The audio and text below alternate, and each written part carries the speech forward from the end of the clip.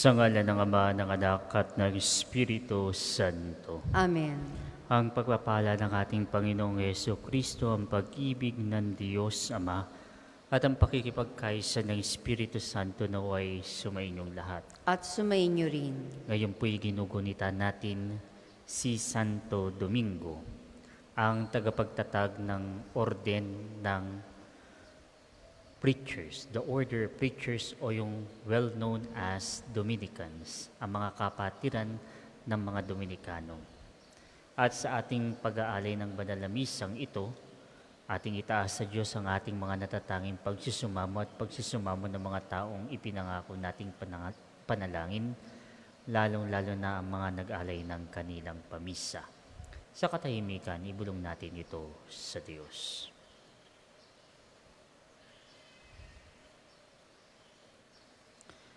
Mga kapatid, aminin natin ang ating mga kasalanan upang tayo maging marapat gumanap sa banal na pagdiriwang. Inaamin ko sa makapangyarihang Diyos at sa inyong mga kapatid na lubha ako nagkasala sa isip, sa salita at sa gawa at sa aking pagkukulang. Kaya't sinasamo ko sa mahal na Birheng Maria, sa lahat ng mga anghel at mga banal, at sa inyong mga kapatid, na ako'y panalangin sa Panginoong ating Diyos. Kaawan tayo ng makapangyarihan Diyos, patawarin tayo sa ating mga kasalanan, at patnubayan tayo sa buhay na walang hanggan. Amen.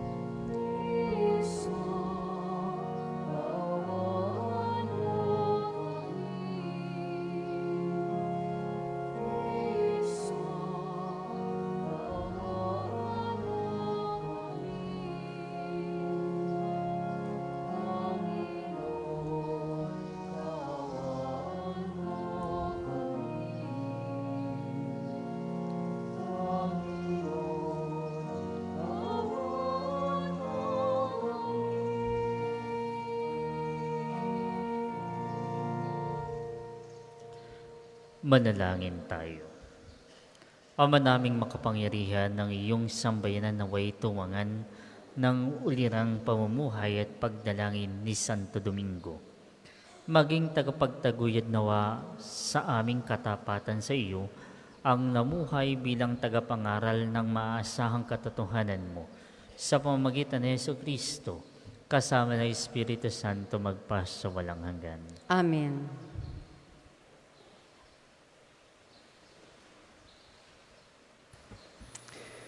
Pagbasa mula sa aklat ni Propeta Jeremias. Sinasabi ng Panginoon, darating ang panahon, nagagawa ako ng bagong pakikipagtipan sa Israel at sa Huda. Ito'y di gaya ng tipang ginawa ko sa kanilang mga ininuno nang ilabas ko sila sa Ehipto. Bagamat sumira sila sa kasunduan namin, nagtiyaga ako sa kanila. Ganito ang gagawin kong tipan sa Israel. Itatanim ko sa kanilang kalooban ang aking kautusan. Isusulat ko sa kanilang mga puso. Ako'y magiging kanilang Diyos at sila ang magiging bayan ko. Hindi na nila kailangang turuan ang isa't isa upang makilala ang Panginoon. Lahat sila, dakila't hamak, ay makakakilala sa akin, sapagkat patatawarin ko sila sa kanilang maling gawain at hindi ko na gugunitain pa ang kanilang kasalanan. Ang salita ng Diyos. Salamat sa Diyos. Ang tugon po sa Salmo, Diyos ko, sa aking likhain, tapat na puso't loobin. Diyos ko, sa aking likhain, tapat na puso't loobin. Isang pusong tapat sa aking likhain, bigyan mo, O Diyos, ng bagong damdamin. Sa iyong harapay huwag kang alisin, ang Espiritu mo ang papaghariin. Diyos ko, sa aking likhain, tapat na puso't loobin. Ang galak na dulot ng iyong pagliligtas, ibalik at ako ay gawin mong tapat. Kung magkagayon na, aking tuturuan, sa iyo lumapit ang makasalanan. Diyos ko, sa aking likhain, tapat na puso't loobin. Hindi mo na nais ang mga paghahandog. Sa haing sinunog, di ka nalulugod. Ang handog ko, O Diyos, na karapat-dapat, ay ang pakumbabat, pusong mapagtapat. Diyos ko, sa aking likhain, tapat na puso't loobin. Magsitayo pong lahat.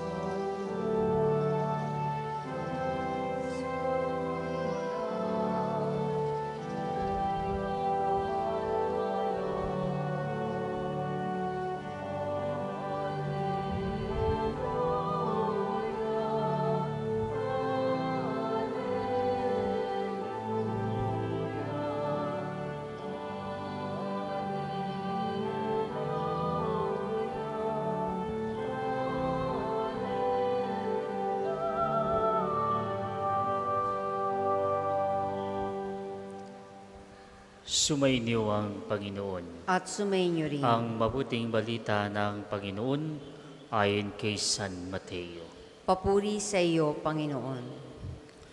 Noong panahong iyon nang dumating si Jesus sa lupain ng Cesarea ng Filipos, tinanong niya ang kanyang mga alagad, "Sino raw ang anak ng tao ayon sa mga tao?" At sumagot sila, "Ang sabi po ng ilan, si San Juan Bautista kayo. Sabi naman ng iba, si Elias kayo. At may nagsasabi pang si Jeremias kayo o isa sa mga propeta. Kayo naman, ano ang sabi ninyo? Sino ako?" Tanong niya sa kanila. Sumagot si Simon Pedro, "Kayo po ang Kristo, ang anak ng Diyos na buhay." Sinabi sa kanya ni Jesus, "Mapalad ka, Simon na anak ni Jonas, sapagkat ang katotohanan ito'y hindi inihayag sa iyo ng sinumang tao, kundi ng aking amang nasa langit. At sinasabi ko naman sa iyo, ikaw ay Pedro, at sa ibabaw ng batong ito ay itatayo ko ang aking simbahan, at hindi makapapanaig sa kanya kahit ang kapangyarihan ng kamatayan. Ibibigay ko sa iyo ang susi ng kaharian ng langit. Ang ipagbawal mo sa lupa ay ipagbabawal sa langit. Ang ipahintulot mo sa lupa ay ipahihintulot sa langit." At mahigpit niyang tinagubilin ang kanyang mga alagad na huwag sasabihin na siya ang Kristo.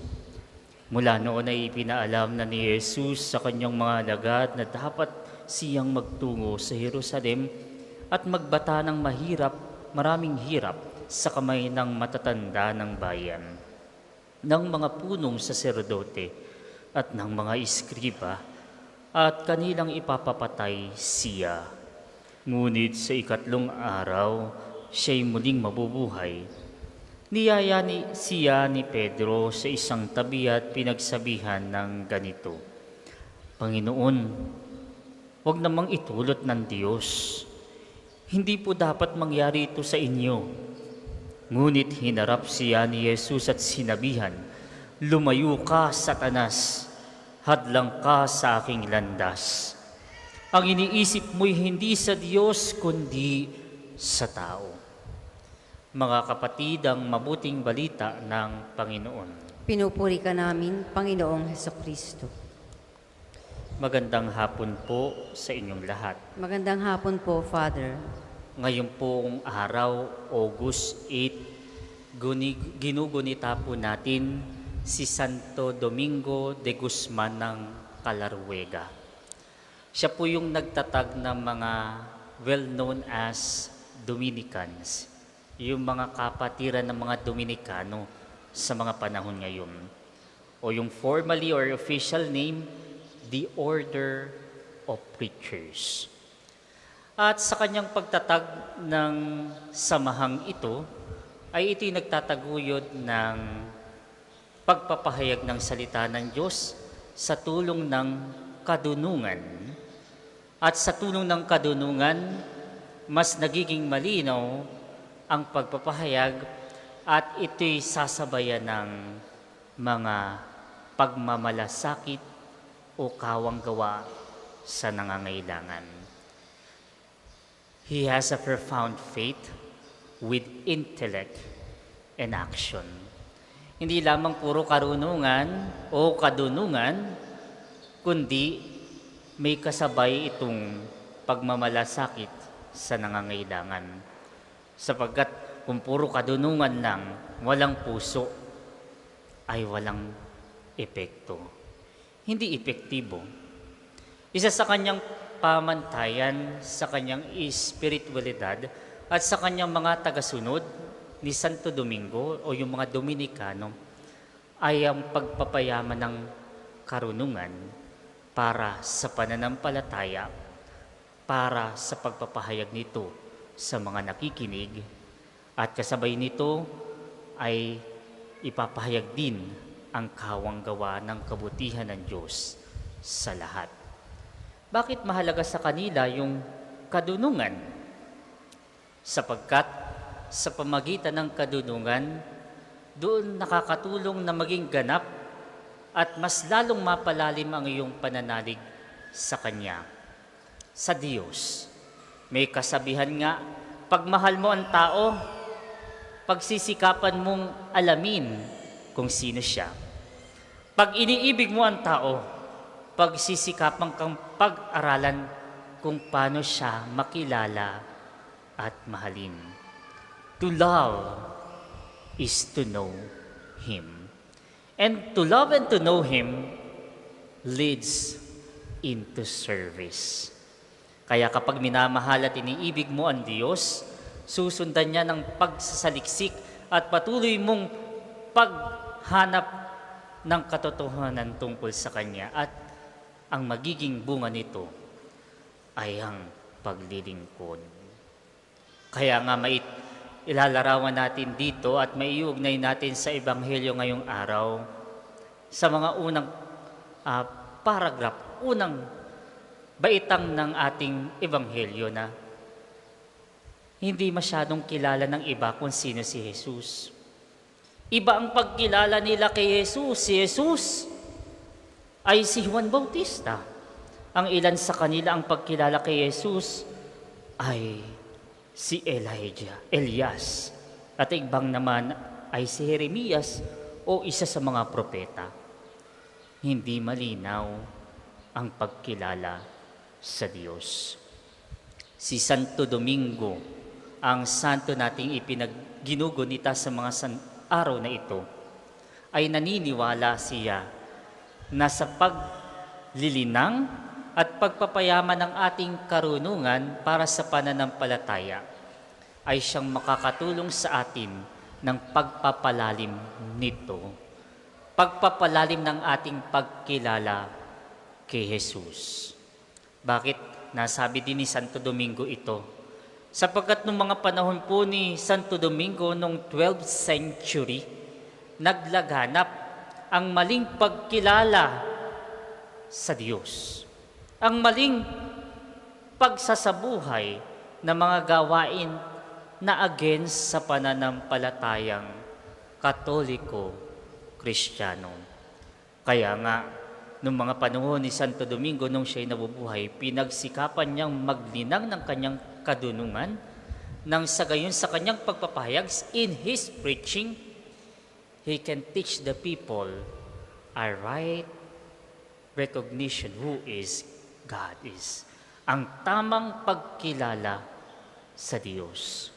Hindi mali-maling pagkilala sa Diyos. Ang tamang pagkilala sa Diyos sa tulong ng pag-aaral tungkol sa Kanya. Kapag napalalim mo ang pagkilala sa Diyos at napalalim mo ang pag-aaral mo tungkol sa pananampalataya, ito'y magbubunga ng magandang paglilingkod, mabuting paglilingkod, makakristyanong paglilingkod. Sa pagpapatuloy ng ating banal na misa, kung nagkulang man tayo sa mga sandaling ito ng tunay at ganap na pagkilala sa Diyos, humingi tayo ng biyaya sa Kanya sa araw na ito at sa araw-araw ng ating buhay, na sa tulong ng Kanyang grasya, mas pamapalalim natin ang pagkilala sa Kanya. Sapagkat sa pagkilala sa Kanya, doon natin mas iniibig ang Diyos at mas mapaglilingkuran siya sa ating pananalita, sa ating mga gawain sa araw-araw ng ating buhay. Naway hindi lamang natin mapagyamanan ang ating kadunungan, kundi mapagyaman din natin ang ating gawa dulot ng ating pag-ibig sa Diyos. Tulad ni Santo Domingo, iyon ay pinagsikapan niyang mangyari. Amen.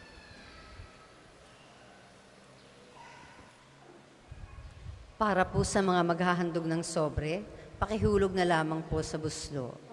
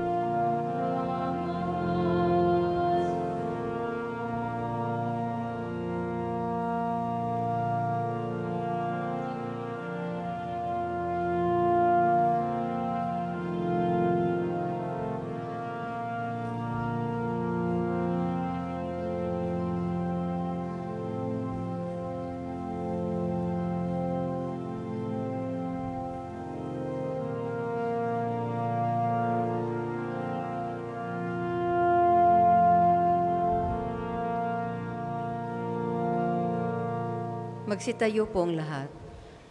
Manalangin kayo mga kapatid upang ang paghahain natin ay kalugdan ng Diyos sa mang makapangyarihan.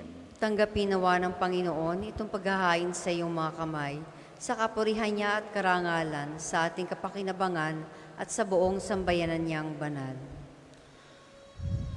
Ama naming lumikha, ang mga inihahain naming panalangin ay tunghayan mo pakundangan sa pakiusap ni Santo Domingo.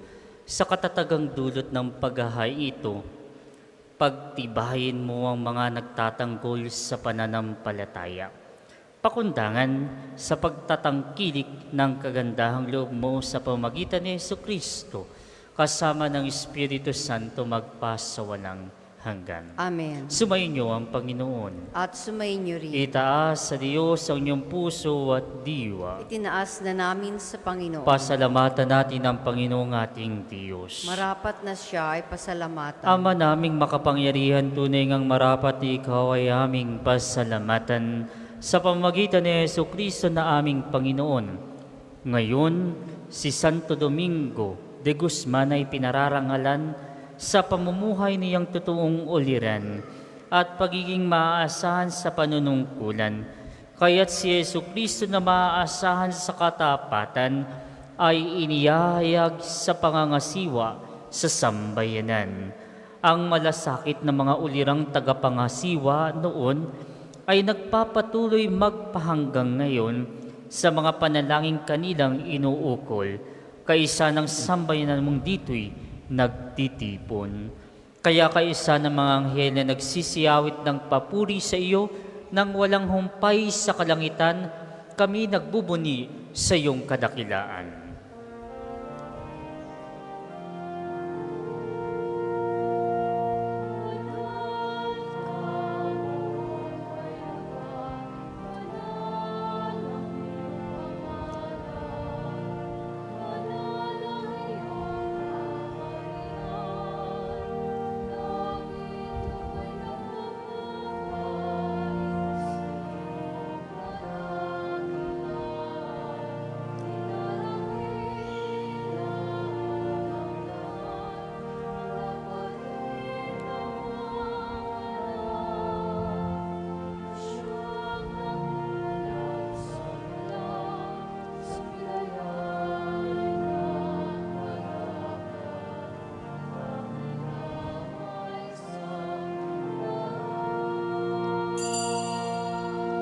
Kung hindi po kayang lumuhod, ay manatili pong nakatayo ng may paggalang.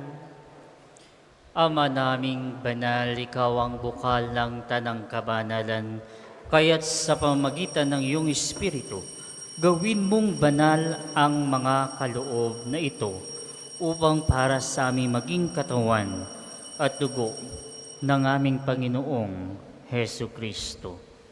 Bago niya pinagtiis ang kusang loob na maging handog, hinawakan niya ang tinapay, pinasalamatan kanya, pinaghati-hati niya yun, inabot sa kanyang mga alagad at sinabi, "Tanggapin ninyong lahat ito at kanin. Ito ang aking katawan na ihahandog para sa inyo."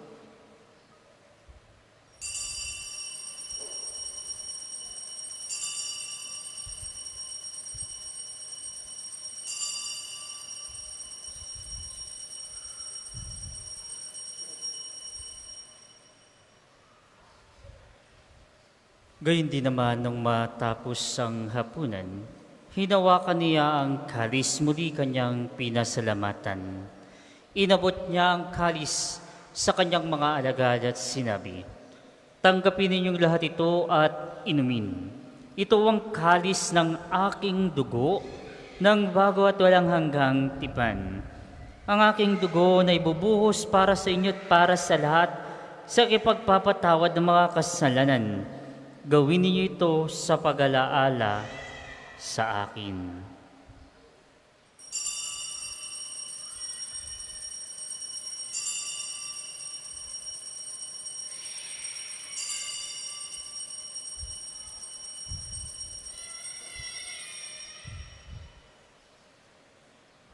Ipagbuni natin ang misteryo ng pananampalataya. Si Kristo'y namatay, si Kristo'y nabuhay, si Kristo'y babalik sa wakas ng panahon. Ama, ginagawa namin ngayon ang pag-alaala sa pagkamatay at muling pagkabuhay ng iyong anak. Kaya tinaalay namin sa iyo ang tinapay na nagbibigay buhay at ang kalis na nagkakaloob ng kaligtasan. Kami nagpapasalamat dahil kami iyong minarapat na tumayo sa harap mo para maglingkod sa iyo. Isinasamo namin kami magsalo-salo sa katawan at dugo ni Kristo ay mabuklod sa pagkakaisa sa pamagitan ng Espiritu Santo. Ama, lingapin mo ang iyong simbahang laganap sa buong daigdig. Puspusin mo kami sa pag-ibig. Kaisa ni San Francisco na aming Santo Papa at ni Gilbert na aming Arsobispo at ng Tanang Kaparian.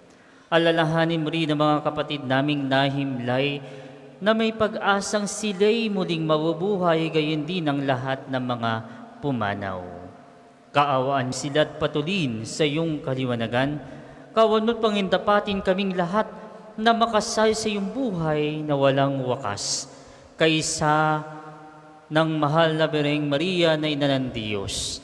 Si San Jose ang kanyang kalinisinissang esposo. Kaisa ng mga apostol, at ni Santo Padre Pio ng Pietrelcina, aming patron, Santo Domingo de Guzman, at ng lahat ng mga banal na namuhay dito sa daigdig ng kalugod-lugod sa iyo, maipagdiwang nawa namin ang pagpupuri sa ikararangal mo sa pamamagitan ng iyong anak na aming Panginoong Heso Kristo.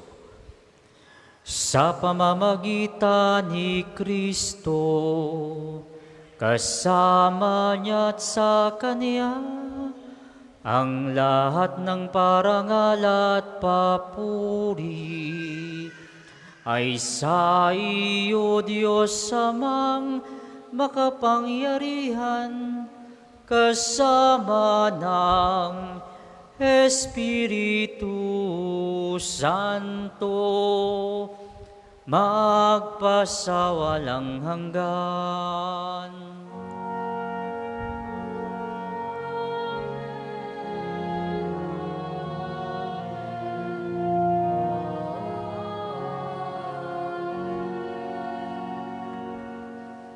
Sa tagubili na nakakagaling na utos sa turo ni Jesus na Panginoon natin at Diyos, ipahayag natin ng lakas loob.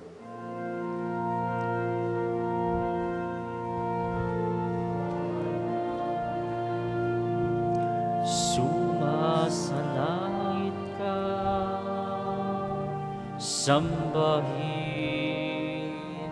ang ngalan mo. Mapasamin ang kaharian mo, sundin ang loob mo dito sa lupa para nang sa langit. Bigyan mo kami ngayon ng aming kakanin sa araw-araw, at patawarin mo kami sa aming mga sala, para ng pagpapatawad namin sa nagkakasala sa amin.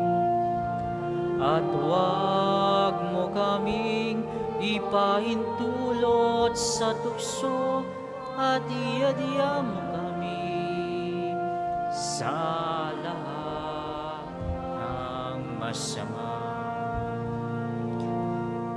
Hinihiling namin kami iadya sa lahat ng masama, pagkalooban ng kapayapaan araw-araw, iligtas sa kasalanan at ilayo sa lahat ng kapamakan, samantalang aming pinananabikhan ang dakilang araw ng pagpapahayag ng tagapagligtas namin, si Jesu Kristo.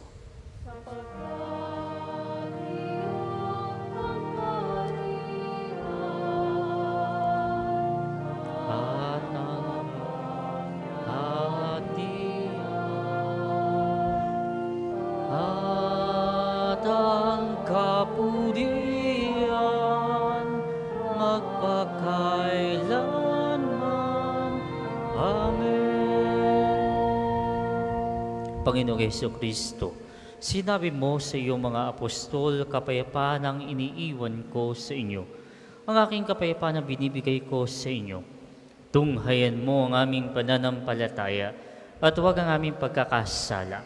Pagkalooban mo kami ng kapayapaan at pagkakaisa ayon sa iyong kalooban, kasama ng Espiritu Santo, magpasawalang hanggan. Amen. Ang kapayapaan ng Panginoon ay laging sumainyo. At sumainyo rin. Magbigayan kayo ng kapayapaan sa isa't isa. Kordero ng Diyos na nag-aalis sa mga kasalanan ng sanlibutan, maawa ka sa amin. Kordero ng Diyos na nag-aalis sa mga kasalanan ng sanlibutan, maawa ka sa amin. Kordero ng Diyos na nag-aalis sa mga kasalanan ng sanlibutan, ipagkaloob mo sa amin ang kapayapaan. Kung hindi po kayang lumuhod, ay manatili pong nakatayo ng may paggalang. Ito ang kordero ng Diyos, ito ang nag-aalis ng mga kasalanan ng sanlibutan. Mapalad ang mga inaaniyahan sa kanyang piging. Panginoon, hindi ako karapat-dapat na magpatuloy sa iyo. Ngunit sa isang salita mo lamang ay gagaling na ako.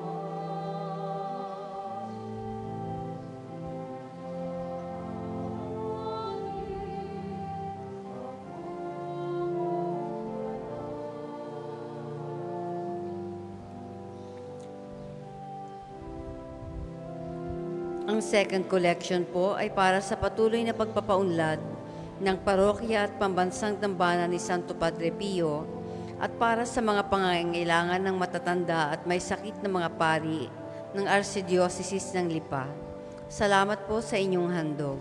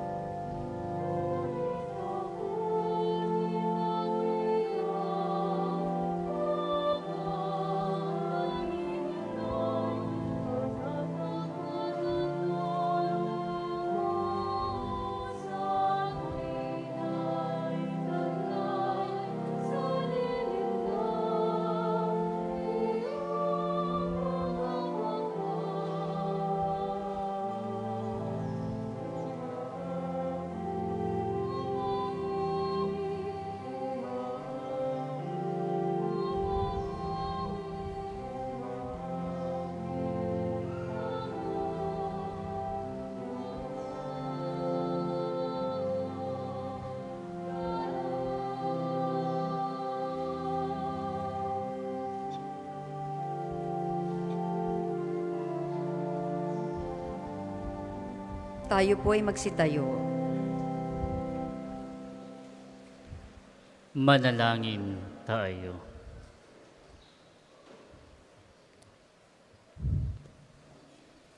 Ama naming mapagbahalang lakas na dulot ng piging mong banal, ngayon ginugunita si Santo Domingo ay lubos na nawang pakinabangan ng iyong sambayanan na napanariwa at napamunga sa kanyang pangangaral at naway matulungan ng kanyang pagdarasal sa pamagitan ni Jesucristo kasama ng Espiritu Santo magpasawalang hanggan. Amen. Panalangin ng pagtitiwala kay Santo Padre Pio. Padre Pio, taga Pietrelcina, mongheng banal, pintakasing santo ng milenyong kasalukuyan, gabay namin sa pagtahak sa landasing makalangit, takbuhan sa pangangailangan, huwaran ng pagtitiis. Sa iyo namin inilalapit aming mga kagipitan, sa iyo po binibilin kalusugan at kabuhayan.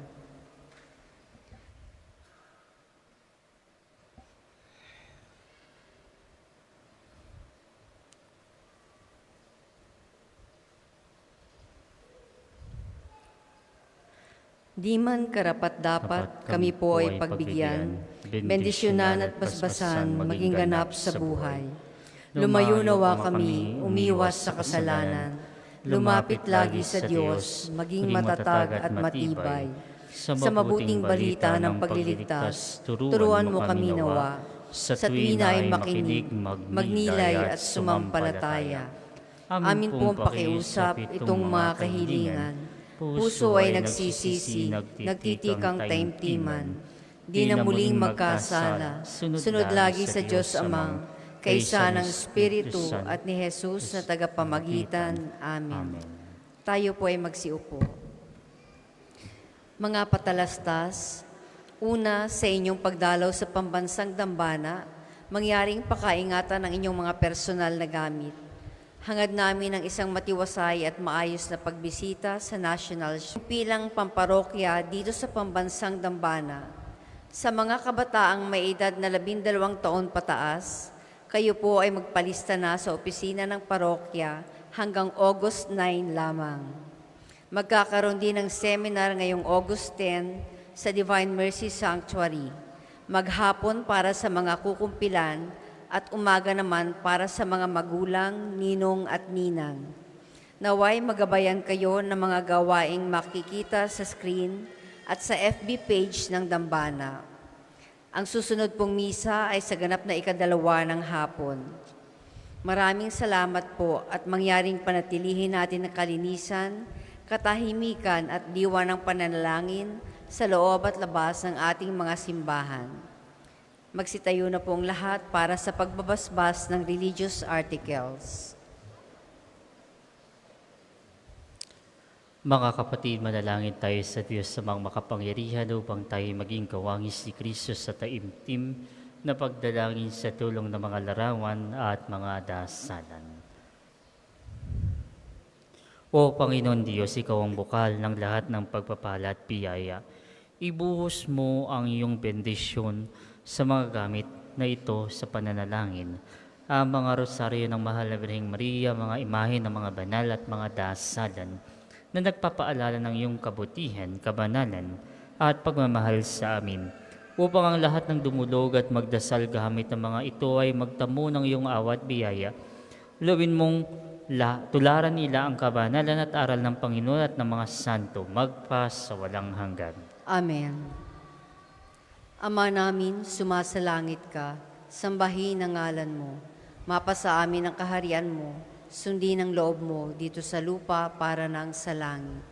Bigyan mo kami ngayon ng aming kakanin sa araw-araw at patawarin mo kami sa aming mga sala para nang pagpapatawad namin sa mga nagkakasala sa amin at huwag mo kaming ipahintulot sa tukso at iadya mo kami sa lahat ng masama. Amen.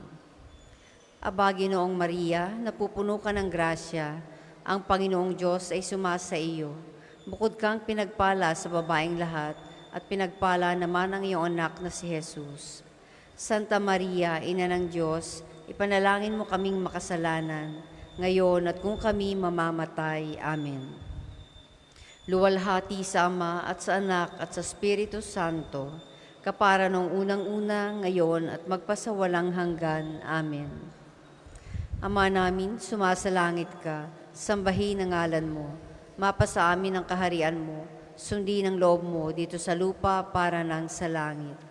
Bigyan mo kami ngayon ng aming kakanin sa araw-araw at patawarin mo kami sa aming mga sala para nang pagpapatawad namin sa mga nagkakasala sa amin at huwag mo kaming ipahintulot sa tukso at iadya mo kami sa lahat ng masama. Amen.